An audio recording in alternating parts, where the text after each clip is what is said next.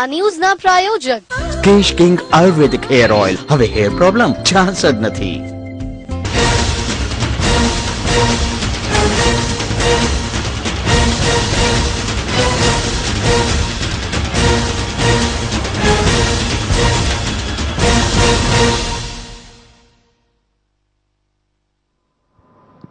નમસ્કાર, અમારી વિશેષ રજૂઆતમાં આપનું સ્વાગત છે. હું છું ખ્યાતિ.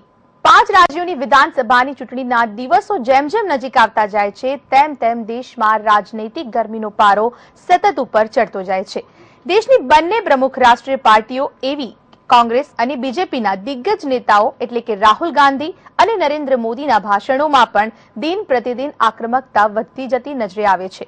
આ બંને નેતાઓએ આજની સભાઓમાં કરેલી ગર્જના ઉપર આધારિત છે અમારી આજની આ વિશેષ રજૂઆત સત્તા.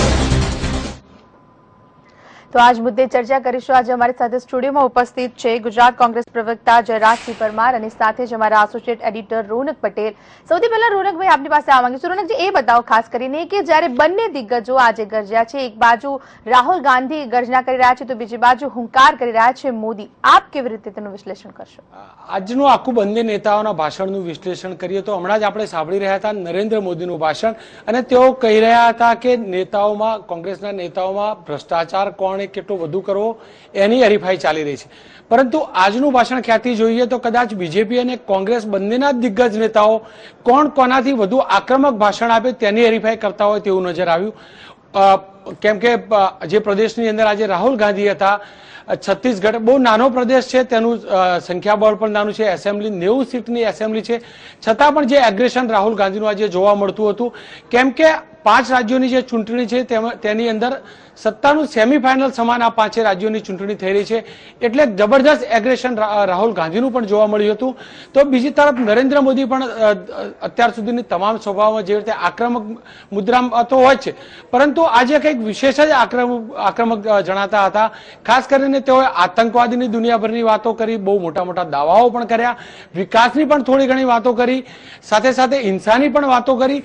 કુલ મળીને જોઈએ તો એક ખરાખરીનો જંગ જે કહી શકાય 2014નો, તેના અણસાર અત્યારથી જ આવી રહ્યા છે અને અત્યારથી આ વિધાનસભાની ચૂંટણી થવાની છે.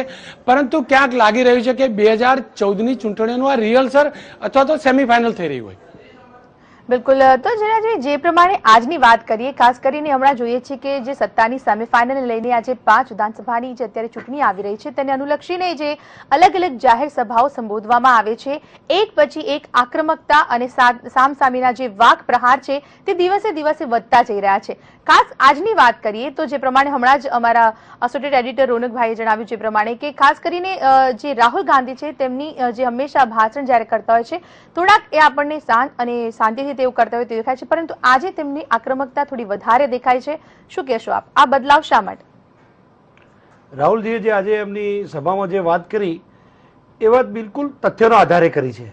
એમને જે વાત કરી ભ્રષ્ટાચારની કે વર્લ્ડ ચેમ્પિયન છે, વર્લ્ડ ચેમ્પિયન બનવા જોઈએ, બરાબર જ કહ્યું છે. તમે છેલ્લા 10 વર્ષના CAGના રિપોર્ટ કદાચ મોદી સાહેબે તો નહીં જોયા હોય, કારણ કે એમને આ બધી ભાષણો કરવામાં અને ટીવીમાં દેખાવામાં સમય નહીં મળ્યો હોય, પણ ખરેખર છેલ્લા 10 વર્ષના CAGના છત્તીસગઢના જ રિપોર્ટ તમે જુઓ તો હાઈએસ્ટ ભ્રષ્ટાચારના મામલા આગળ આવ્યા છે. પણ ત્યાં શું છે કે છત્તીસગઢના મુખ્યમંત્રી છે એ લો પ્રોફાઇલ છે, વધુ દાવાઓમાં પડતા નથી, એટલે સામાન્ય રીતે દેશની જનતાના નજરમાં આવ્યા નથી. વાસ્તવમાં તમે CAGના રિપોર્ટ જોશો તો ખબર પડશે, ત્યાં સૌથી વધુ ભ્રષ્ટાચાર ખાણ અને ખનીજમાં થયો છે. ત્યાં ખાણના મોટા મોટા માફિયાઓ છે છત્તીસગઢમાં, એ બધા બહાર પડ્યા છે. એના આધારે જ કહ્યું છે કે સૌથી વધુ ભ્રષ્ટાચાર થયો છે. પણ જે રીતે મોદી સાહેબ ભાષણોમાં જેમ પેલા ફિલ્મ સ્ટાર ડાયલોગ બોલે એ રીતે ડાયલોગો બોલે છે, એટલે લોકોને જનરંજન થાય. એમાં લોકોનું જનહિત ના થાય, લોકોનો ઉદ્ધાર ન થાય, લોકોને મજા આવે. સારું પિક્ચર હોય, એક્શન ફિલ્મ. જયરાજભાઈ, આપને રોકવા માંગીશ, પણ તમને નથી લાગતું કે આજ મજામાં તમારી જોડેથી સત્તા બાકીના રાજ્યોમાં પણ જાય? ખાસ કરીને રાજસ્થાનની વાત કરીએ અથવા તો કોંગ્રેસ દિલ્હી શાસિત દિલ્હીની વાત કરીએ. મને રાજસ્થાનમાં તમે એક પણ ભ્રષ્ટાચારનો કિસ્સો બતાવી દો. રાજસ્થાનમાં અશોક ગેહલોત બહુ ઓનેસ્ટ માણસની 5 વર્ષની અંદર એક પણ નાનો આક્ષેપ પણ ભ્રષ્ટાચારનો અશોકજી સામે થયો નથી. રાજસ્થાનની સરકારમાં ભ્રષ્ટાચારનો આક્ષેપ એક પણ કરી બતાવો તમે. દિલ્હીમાં તો જયરાજભાઈ બહુ બધા આક્ષેપો થયા છે. બિલકુલ નહીં, દિલ્હીમાં પણ નહીં. દિલ્હીની સરકાર ઉપર ભ્રષ્ટાચારનો કોઈ આક્ષેપ થયો નથી. શીલા દીક્ષિતજી ઉપર એક પણ આક્ષેપ થયો નથી, એક પણ મંત્રી સંડોવાય છે. સંડોવાયા નથી. જેમ કે ગુજરાત સરકારો, મોદી સાહેબ ગુજરાતની પણ વાત કરવી જોઈએ એટલા માટે કે એમને કહેવું જોઈએ કે ભ્રષ્ટાચારના જ મામલામાં, ખાણ ખનીજ ખોદવાના જ મામલામાં અમારા એક મંત્રીને કોર્ટે 3 વર્ષની સજા કરી છે, તમે તોય બેશરમ થઈને મંત્રીમંડળમાં બેઠેલા છીએ. 500 કરોડનો માછીમારનો ભ્રષ્ટાચાર, ફિશરીઝનો, પુરુષોત્તમ સોલંકીનો, જેને હાઈકોર્ટે અને ગવર્નરશ્રી બંને કહ્યું છે કે એની ઉપર કેસ કરો, છતાંય કેસ કરવામાં ના આવે. કૃષિનું મોટામાં મોટું કૌભાંડ, 17 જેટલા મોટા કિસ્સાઓમાં 1 લાખ કરતા પણ વધુ ભ્રષ્ટાચાર થયો છે. કેક સર્ટિફાઈડ 46,000 કરોડનો ભ્રષ્ટાચાર થયો છે. એની વાતો દેશના લોકોને જણાવવું જોઈએ કે ભાઈ હું જે રીતે ઉછળી કૂદી અને ભાષણો કરું છું, પણ મારા રાજ્યમાં જે સ્થિતિ છે, આ તમે મોટા મોટા કયા 17 કૌભાંડો એવા કયા જેમાં 1 લાખ કરોડનો ભ્રષ્ટાચાર ને રાષ્ટ્રપતિને જયરાજભાઈ પુરાવા સહિત આપ્યા છે. જયરાજભાઈ માફ કરજો, જયરાજભાઈ પુરાવા સહિત કયા છે. અને બીજી પણ કહું કે એના આધારે જ આ સરકારે એમબીસા તપાસમાં નીમવું પડ્યું. પરંતુ જયરાજભાઈ માફ કરજો, તપાસ પંચ નિમિત્તું કમિશનિંગ એક્ટ હેઠળ કેમ કમિશન મૂક્યું? એટલા માટે જ મૂક્યું કે ભૂલે ચૂકે પણ જો લોકાયુક્ત આવી જશે તો તપાસમાં અડધું મંત્રીમંડળ આજે જેલમાં હોય. એ સ્થિતિમાંથી બચવા માટે, કારણ કે કમિશનિંગ એક્ટ હેઠળ કે લોકાયુક્તમાં કેટલાક કાયદાઓ છે કે છેલ્લા 5 વર્ષના જ ભ્રષ્ટાચારના કેસોની તપાસ થઈ શકે. આ ભ્રષ્ટાચાર તો છેલ્લા 15 વર્ષથી જ્યારથી આવે ત્યારથી ચાલી રહ્યો છે. એટલે સ્થિતિ એવી થઈ કે ઇરિપેરેબલ લોસ જે છે, બિલકુલ બિલકુલ અહીંયા જયરાજભાઈ ખાસ કરીને જે પ્રમાણે અત્યારે ભ્રષ્ટાચારની વાત થઈ રહી છે, કોઈ પણ મુદ્દાની વાત કરીએ, જનહિતની ક્યાં અહીંયા વાત નથી આવી રહી, તેને લઈને આપશું. હું એ જ કહું છું કે જનરન થાય. તમે અમિતાભ બચ્ચન જેવા ડાયલોગ બોલો તો લોકોને ગમે. રાજકુમારનું પિક્ચર આવતું તો ખૂબ બોક્સ ઓફિસ ઉપર ખૂબ ટિકિટો વેચાતી, પણ એ સુંદર કોઈકના લખેલા ડાયલોગ બોલો છો. તે વાત સાચી તમે જનરનની વાત નથી કરતા. ક્યાંથી જયરાજભાઈને પૂછવા માંગીશ કે જયરાજભાઈ, નરેન્દ્ર મોદી તમે જે રીતે કહી રહ્યા છો, ફિલ્મી ડાયલોગ માની પણ લઈએ, છતાં પણ ગુજરાતમાં હેટ્રિક લગાવી ચૂક્યા છે. છત્તીસગઢની અંદર 2 વાર 2 ટર્મ ડોક્ટર રમણસિંહ જીતી ચૂક્યા છે, મધ્યપ્રદેશમાં 2 ટર્મ થઈ ચૂકી છે. તમને નથી લાગતું કે ગુજરાતમાં તમે મોદીને રોકવામાં નિષ્ફળ રહ્યા છો?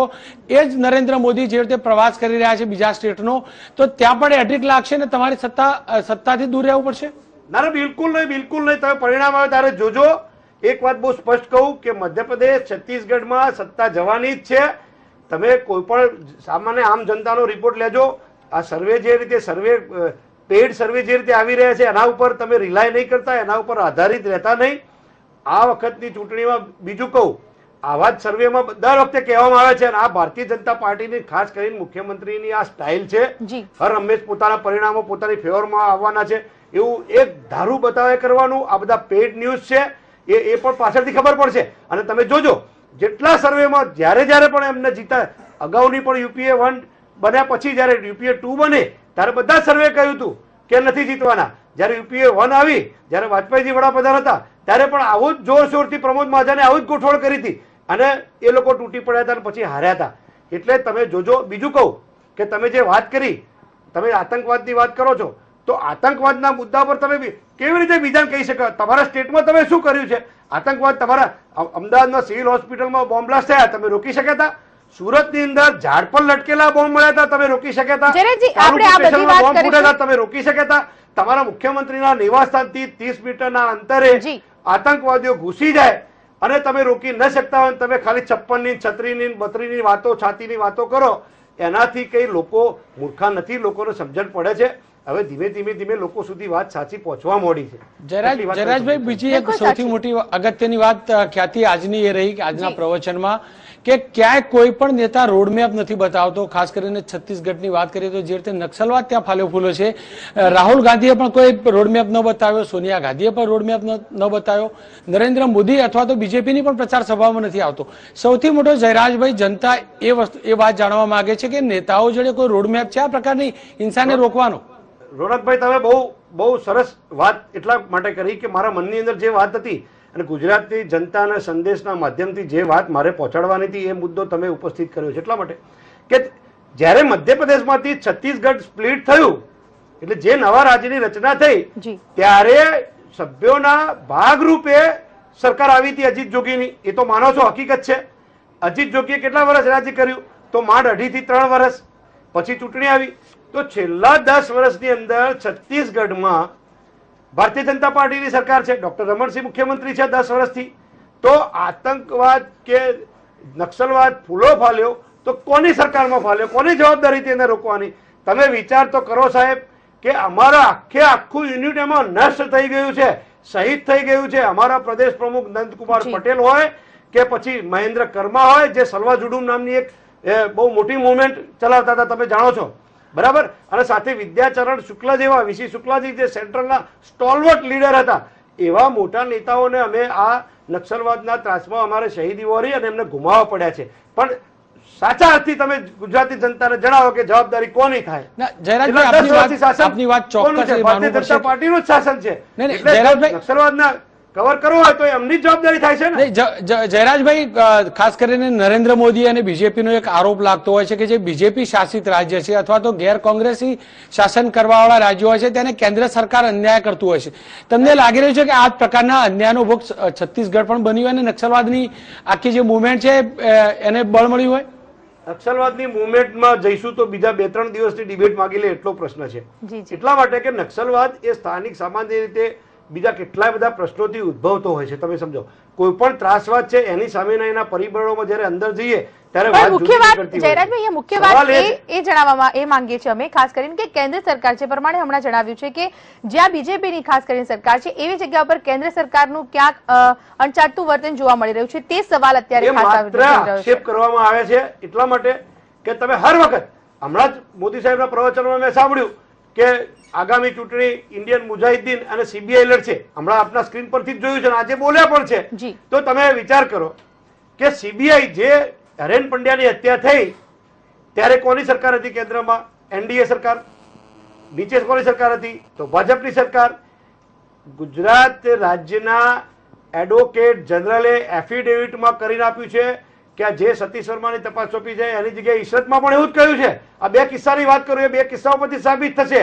રાજ્ય સરકારે હરેન પંડ્યાની ખૂન કેસની તપાસ સામેથી સીબીઆઈ જોડે માંગી છે અને ઉલ્લેખ કર્યો છે કે સીબીઆઈ જેવી તટસ્થ સંસ્થા જોડે તપાસ કરાવવી જોઈએ. આવું રાજ્ય સરકારે જ માંગણી કરી છે. તમે જુઓ, સામાન્ય રીતે સીબીઆઈની તપાસના કેટલાક નિયમો છે એ ગુજરાતની જનતા જાણે છે, છતાંય આપણે તમારા માધ્યમથી કહેવું જોઈએ કે સીબીઆઈની તપાસ ક્યારેય કેન્દ્ર સરકાર ઠોકી શકતી નથી. જે કેન્દ્ર સરકારનો વિષય હોય, જેમાં સીધી કેન્દ્ર સરકાર આવતી હોય, એટલામાં જ સીધી સીબીઆઈ તપાસ કરી શકે. રાજ્ય સરકારનો જે વિષય હોય તે રાજ્યની પોલીસ નિષ્ફળ ગઈ હોય અથવા તો રાજ્ય સરકારે સામેથી સીબીઆઈની તપાસ માંગી હોય અથવા તો જે અરજદાર છે એને હાઈકોર્ટમાં કે સુપ્રીમ કોર્ટમાં જઈને તપાસથી નારાજ હોય ત્યારે સીબીઆઈ તપાસ થાય. જયરાજભાઈ, સીબીઆઈ ઉપર આક્ષેપો બહુ બધી વાર લાગતા આવ્યા છે. જયરાજભાઈ, સીબીઆઈ ઉપર ભૂતકાળમાં બહુ આક્ષેપો લાગતા આવ્યા છે. કદાચ તમે ભૂલી ગયા છો સુપ્રીમ કોર્ટે સીબીઆઈ માટે શું ટિપ્પણી કરી હતી? રોકવા માંગીશ, આપણે આ ચર્ચાને આગળ પણ યથાવત રાખીશું. ખૂબ મોટી વાત કરી દીધી જયરાજસિંહજી, શું કહેશો આપ? આ એમની એક બધાને ગોખાયેલી કેસેટ જ વગાડે છે. ભારતીય જનતા પાર્ટીના કોઈ પણ નેતા આવે તો નરેન્દ્રભાઈ થી ચાલુ કરીને નરેન્દ્રભાઈ સુધી પૂરું થાય છે. આ એક ફિક્સ કેસેટ છે. તમે વિચાર તો કરો સાહેબ, મહાત્મા ગાંધીની રેલીઓ, મહાત્મા ગાંધીમાં લોકોની ભીડ ઉપર જે રીતે થતી હતી, સરદાર પટેલમાં જે રીતે ભીડ થતી હતી, ઇન્દિરાજીમાં જે રીતે ભીડ થતી, એના કરતાં અમને નરેન્દ્રભાઈમાં મોટી લાગે છે. એટલે જેમ પેલો ધૃતરાષ્ટ્ર દુર્યોધનના જે રીતે પુત્ર પ્રેમમાં હતા ને એ રીતે આ એમના નેતા પ્રેમમાં છે. એટલે એમને તો લાગશે ને, એ એમનું ફરજમાં આવે છે. એટલે કે પણ અત્યારે વાત કરી છે કે નરેન્દ્ર મોદીના સમકક્ષ ઉભારી શકે એવા કોઈ નેતા કોંગ્રેસમાં નથી. કોણ કહે છે? નરેન્દ્રભાઈ જેવા તો એ જે મુખ્યમંત્રી, એવા તો 33 રાજ્યો છે આ દેશમાં અને એવા તો કોંગ્રેસમાં હાલ 16 ચીફ મિનિસ્ટર છે. એમને મોટા લાગે. અમારે તો 7-7 વાર મુખ્યમંત્રી, વીરભદ્રસિંહજી 7મી વાર સોગંદ લીધા છે હિમાચલમાં. અમે તો ઢોલ નગારા નથી વગાડતા. વાત આટલી છે. વીરભદ્રસિંહ ખ્યાલ છે ખરો? કિરીટભાઈ ખબર નહીં હોય કદાચ, પણ એ 6 વાર મુખ્યમંત્રી. અને કોંગ્રેસમાં આવા 100 જણા છે 3-3 ને 4-4 5-5 વાર મુખ્યમંત્રી થયા હોય એવા તો કોંગ્રેસમાં સિરીઝ છે આખી. 10 જનપદમાં આમ લાઈન લાગે એટલા મુખ્યમંત્રીઓ છે. પણ એમને કાટલે ખોર છે ને, એમના એક જ છે તો અને લઈને ફરે. એમાં કશું ખોટું નથી એટલા માટે કે એમને તો બીજા કોઈ, એમની પાસે કોઈ દાખલા જ નથી કે જે લઈ શકે. તમે જુઓ, એમને સરકારો કે સત્તાઓ ક્યાં લોકોએ આપી જ છે. દેશ આઝાદ થયો એના પછી વર્ષો સુધી સત્તાની બહાર જ રહેવું પડે છે. એમનું નામ લેવા હોય તો લે કોના લે? નરેન્દ્રભાઈ સિવાય નામ લેવા માટે એમની જોડે કોઈ સાધન જ નથી. એટલે ગમે તે કે, અને અમારે તો નામ કોનું લેવું એ પ્રશ્ન છે. એટલા બધા મુખ્યમંત્રીઓને કેટલી વખત 4 વાર 5 વાર તો કેટલાય મહારાષ્ટ્રમાં કિરીટભાઈ, 3 મુખ્યમંત્રીઓ આવ્યા છે એટલે એમને નવાઈ લાગે અને એમને ગૌરવ થાય એમનો વિષય છે. અમને ગૌરવ થતું નથી એટલા માટે કે અમારે કોઈ નવાઈની વાત પણ નથી. શીલા દીક્ષિત 3 વાર મુખ્યમંત્રી થઈ જ ચૂકેલા છે. એવું નથી શીલા દીક્ષિત આ 4થી વાર થવાના છે. એમને કદાચ ખ્યાલ નહીં હોય તો વડીલ શ્રી મારા કિરીટભાઈ કહેવું પડશે કે એ પણ યાદ રાખવું જોઈએ કે પાછળનો ભૂતકાળ તમે જુઓ તો તમારી જોડે છે શું. બિલકુલ આપણે ભૂતકાળ અને વર્તમાન બંનેની વાતને આપણે આગળ વધારીશું. આ ચર્ચાને આપણે આગળ યથાવત રાખીશું. આપણી પાસે સમયનો ખૂબ જ અભાવ છે, તેના જ કારણે આપણે આ ડિબેટ નહીં જ અટકાવવી પડશે. જરાથી આપની હું માફી માંગુ છું, પરંતુ અમે ચોક્કસથી આપને ફરીથી એકવાર મોકો આપીશું. આ ચર્ચાને અહીં જ સમાપ્ત કરીએ છીએ. ફરીથી મળીશું એક નવા જ વિષય સાથે ચર્ચા કરવા માટે. ત્યાં સુધી મને રજા આપશો. નમસ્કાર.